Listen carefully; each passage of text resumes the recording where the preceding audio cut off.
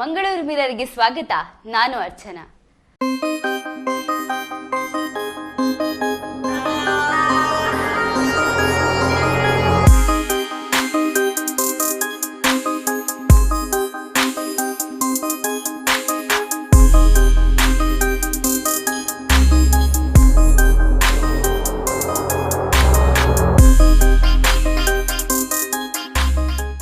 ಭಗವಾನ್ ಶ್ರೀಕೃಷ್ಣ ಪರಮಾತ್ಮ ಭಕ್ತರ ಆರಾಧ್ಯ ದೇವರು.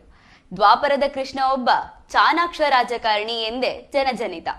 ಕೃಷ್ಣನೂರಿನ ರಾಜಕಾರಣ ಕೂಡ ಹಾಗೆ. ಇಲ್ಲಿ ನಡೆದ 15 ಚುನಾವಣೆಯಲ್ಲಿ 4 ಪಕ್ಷಗಳನ್ನು ಮತದಾರರು ಗೆಲ್ಲಿಸಿದ್ದಾರೆ.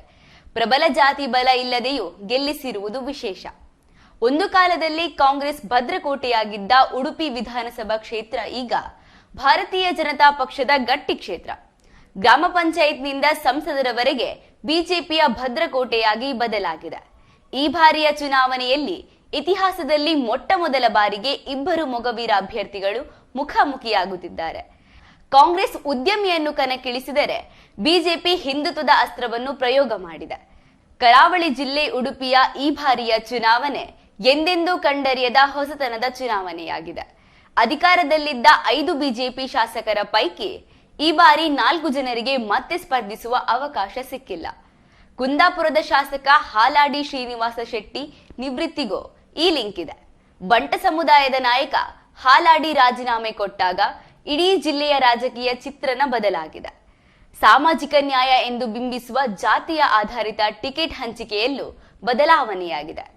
ಉಡುಪಿ ಶಾಸಕ ರಘುಪತಿ ಭಟ್ 3 ಬಾರಿ ಸ್ಪರ್ಧೆ ಮಾಡಿದ್ದು 3 ಬಾರಿಯೂ ಗೆದ್ದಿದ್ದರು. ಈ ಬಾರಿ ಟಿಕೆಟ್ ತಪ್ಪಿದೆ.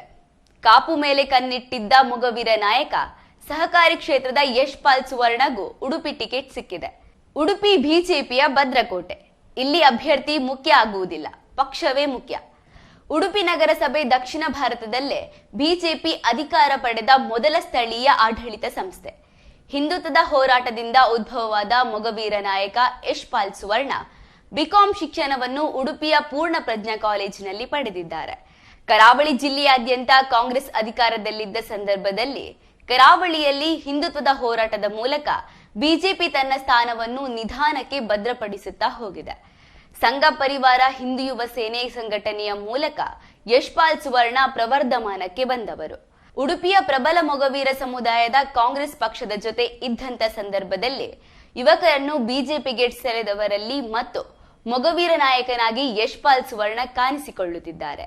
ಆದಿ ಉಡುಪಿ ಬೆತ್ತಲೆ ಪ್ರಕರಣ, ಹಿಜಾಬ್ ವಿರುದ್ಧದ ಹೋರಾಟ, ಸಾವರ್ಕರ್ ಸರ್ಕಲ್ ಹೋರಾಟ, ಧರ್ಮದಂಗಲ್ ಮೂಲಕ ಪ್ರಖರ ಹಿಂದುತ್ವವಾದಿ ನಾಯಕನಾಗಿ ಗುರುತಿಸಿಕೊಂಡಿದ್ದಾರೆ.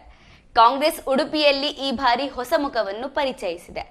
ಉದ್ಯಮಿಯಾಗಿರುವ ಪ್ರಸಾದ್ ಕಾಂಚನ್ MBA ಪದವಿಯನ್ನು ಪಡೆದಿದ್ದಾರೆ. ಚೇಂಬರ್ ಆಫ್ ಕಾಮರ್ಸ್ ನಿರ್ದೇಶಕನಾಗಿ ಕೆಲಸ ಮಾಡಿದ್ದಾರೆ. ಕಾಂಗ್ರೆಸ್ ಕುಟುಂಬದಿಂದ ಬಂದಿರುವ ಪ್ರಸಾದ್ ಕಾಂಚನ್ಗೆ ಸಕ್ರಿಯ ರಾಜಕಾರಣ ಇದೇ ಮೊದಲು. ಸಂಪೂರ್ಣವಾಗಿ ಕಾಂಗ್ರೆಸ್ ಹಿಡಿತದಲ್ಲಿದ್ದ ಉಡುಪಿ ವಿಧಾನಸಭಾ ಕ್ಷೇತ್ರ 2004ನೇ ಇಸವಿಯ ನಂತರ ಬಿಜೆಪಿಯ ಪಾಲಾಗಿದೆ. ಒಂದು ಬಾರಿ VS ಆಚಾರ್ಯ ಗೆದ್ದದ್ದು ಬಿಟ್ಟರೆ ನಿರಂತರವಾಗಿ ಕಾಂಗ್ರೆಸ್ ಉಡುಪಿಯಲ್ಲಿ ಅಧಿಕಾರ ನಡೆಸಿದೆ. 2ನೇ ಮತ್ತು 3ನೆಯ ತಲೆಮಾರನ್ನು ಬೆಳೆಸದೇ ಇರುವ ಕಾರಣ ಈ ಬಾರಿ ಅಭ್ಯರ್ಥಿ ಆಯ್ಕೆ ಕಾಂಗ್ರೆಸ್ ಪಕ್ಷಕ್ಕೆ ದೊಡ್ಡ ಸವಾಲಾಗಿತ್ತು. ರಾಜ್ಯದಲ್ಲಿ ಆಡಳಿತ ವಿರೋಧಿ ಅಲೆ ಚುನಾವಣೆಯ ಸಂದರ್ಭ ವಿಪರೀತವಾಗಿ ಬೀಸಿದರೆ ಅತ್ಯಾಶ್ಚರ್ಯ ಎಂಬಂತೆ ಉಡುಪಿಯಲ್ಲಿ ಕಾಂಗ್ರೆಸ್ ಗೆಲ್ಲಬಹುದು. ಸದ್ಯದ ಮಟ್ಟಿಗೆ ಸಂಘಟನೆ ಪ್ರಚಾರದಲ್ಲಿ ಬಿಜೆಪಿ ಬಹಳ ಮುಂಚೂಣಿಯಲ್ಲಿದೆ. ಉಡುಪಿ ವಿಧಾನಸಭಾ ಕ್ಷೇತ್ರದಲ್ಲಿ ಬಿಜೆಪಿ ಎಷ್ಟೇ ಪ್ರಬಲವಾಗಿದ್ದರೂ ಸುಮಾರು 40,000 ಮತಗಳು ಕಾಂಗ್ರೆಸ್ ಬುಟ್ಟಿಯೊಳಗೆ ಇದೆ. ಬಿಜೆಪಿ ಸರ್ಕಾರದ ಭ್ರಷ್ಟಾಚಾರ ವಿಚಾರವೇ ಕಾಂಗ್ರೆಸ್ನ ಪ್ರಮುಖ ಅಸ್ತ್ರವಾಗಿದ್ದು, ಶಾಸಕ ರಘುಪತಿ ಭಟ್ಗೆ ಬಿಜೆಪಿ ಟಿಕೆಟ್ ಕೊಡದಿರುವುದು ಕೆಲ ಬಿಜೆಪಿ ಮತಗಳು ಕಾಂಗ್ರೆಸ್ಗೆ ಹೋಗಿ ಪ್ಲಸ್ ಆಗಬಹುದು. ಹೊಸ ಮುಖದ ಪ್ರಯೋಗವನ್ನು ಕಾಂಗ್ರೆಸ್ ಮಾಡಿರುವುದರಿಂದ ಕೆಲ ವಿದ್ಯಾವಂತ ಮತ್ತು ನಗರ ಭಾಗದ ಮತಗಳು ಪ್ರಸಾದ್ ರಾಜ್ ಕಾಂಚನ್ಗೆ ಸಿಗಬಹುದು. ಹೆಚ್ಚಿನ ಸುದ್ದಿ ಮತ್ತು ಮಾಹಿತಿಗಾಗಿ ದ ಮ್ಯಾಂಗ್ಳೂರ್ ಮಿರರ್ ಚಾನೆಲ್ ಅನ್ನು ಸಬ್ಸ್ಕ್ರೈಬ್ ಮಾಡಿ. Thank you.